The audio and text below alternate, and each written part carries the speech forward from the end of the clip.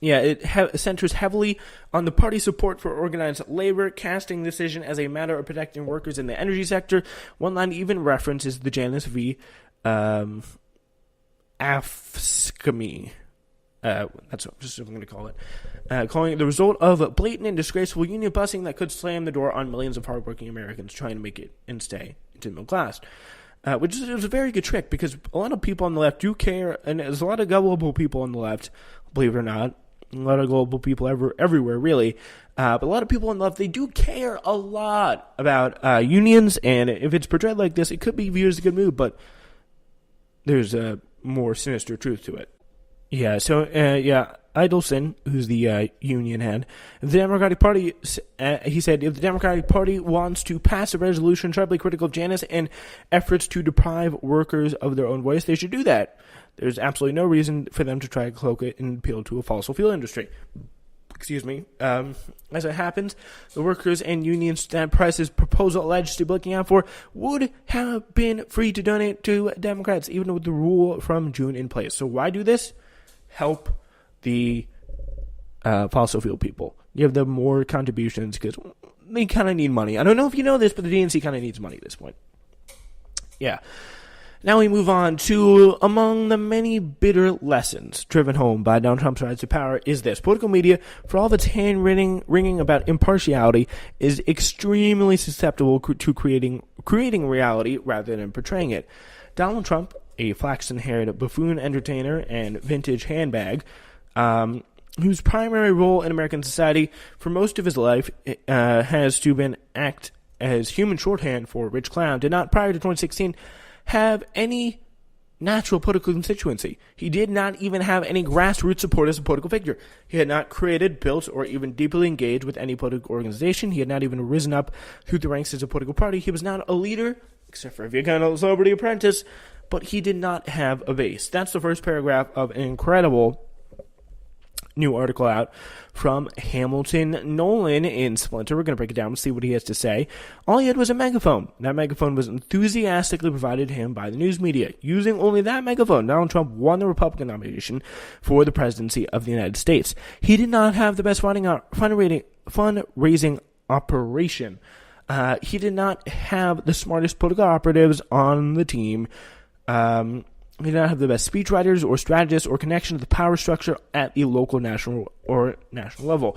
And that's the incredible thing. That's one of the things that you've heard a lot about, and a lot of people who think they're the best media critic in the world, like a lot of like Obama people tell you, like, the media provided him $2 billion in free media coverage, and that's the sole reason and the only reason why he won. But, like, the political media, I mean, no one smart says that, and I'm sure Hamilton would disagree with that point there that I just made. I don't agree with that point I just made there because I was doing it as a joke. But the thing was, he was given a microphone. That's like that fact is undisputably true. He was given a microphone by the people who now hate him. His rallies were covered live on cable news. He had limitless access to primetime TV appearances. He used that microphone and scrambled and strangled as much attention to spew the message that he wanted right out of his face hole, and that was really what gave him the platform that he did.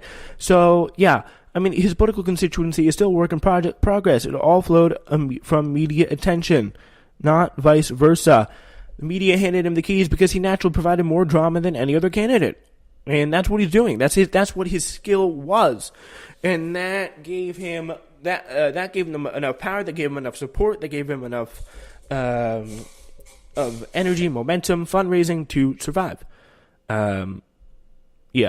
So all politicians try to capitalize on the media for their own ends, but never has the media played such a crucial role in creating a president from scratch.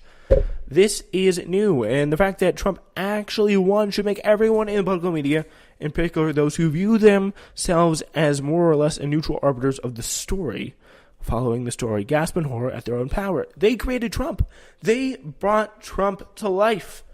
They're Frankenstein's, Dr. Frankenstein in a way, kind of like creating this monster. And that is a lesson that they still have that they still have and are struggling to learn. They and their constant coverage created Trump. They gave him the exposure. He used that exposure to create a political base and gather and garner political support. And that's pretty much that's how Trump came to be. You want to know how Trump came to be? That's how Trump came to be. It's that simple. Yeah. So this is pretty much how it works. Like, so the most straightforward reform for political media is this: not create candidates because you need an exciting narrative. Make coverage decision based on whether or not someone actually has a political base or any political support, or they have a possibility,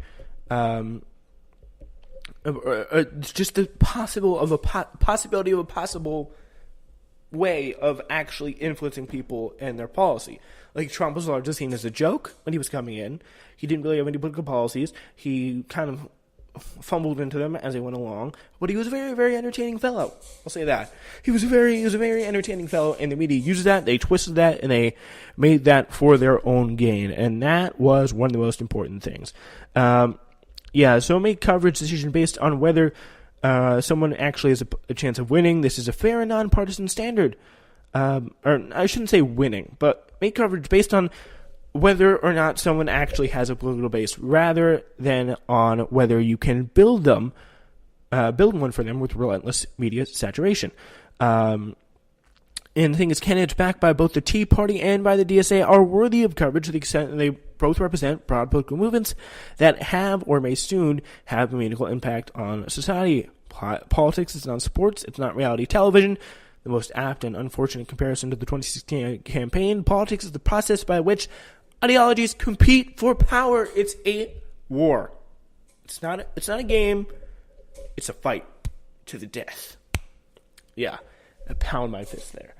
Because that's what it is. And the media needs to treat it like that, because that's, for people, for people who are fighting, and for people who actually want to see change in the situation, and want to see improvement, that's what it's going to be. And I'm making this broad point about the media. You may be wondering why I'm making this point, and it's going to be very interesting. But we're going to get to it in a second. The point is, lesson to the media here: politics is not sports, nor is it reality television. And politics is the process by people fight for ideas. They fight, they debate, they discuss, they get physical sometimes. I mean, you got to cover it as such. Look for the ideologies and the power. Look for the issues.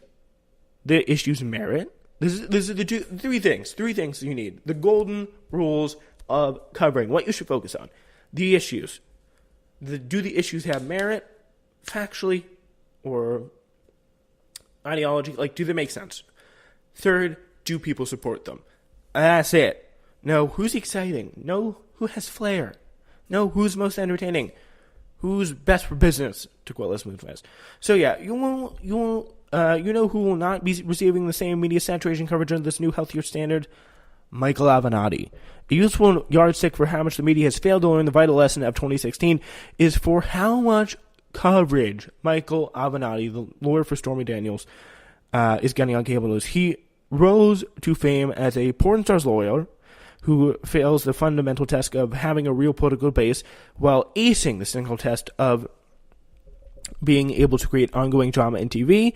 There is absolutely positively no reason for credible news outlets to treat Micheal Avenatti like a real presidential candidate. He's going to get like 3% of the vote.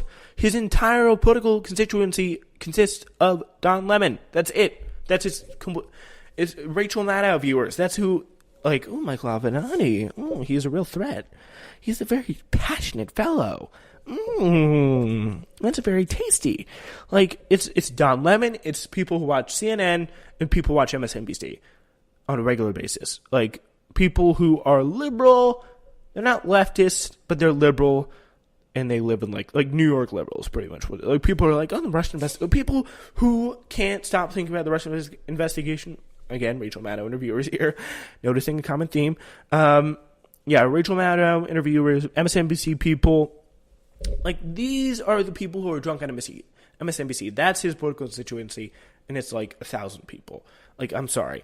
Yeah, he's just some guy with a bottomless thirst for attention, and yet, similar to Donald Trump, by the way. And yet, here we are, watching him slowly be elevated in the ranks of presidential contenders in a way identical to that of Donald Trump, just as Trump was before. Avenatti is a creation of the media who will use all of that extremely valuable airtime as a proxy for political advertising and vault himself into the national consciousness.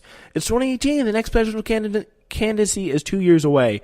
And if Avenatti does, in fact, become a viable candidate, the media has failed. And I will kill myself. Because if people support Micheal Avenatti,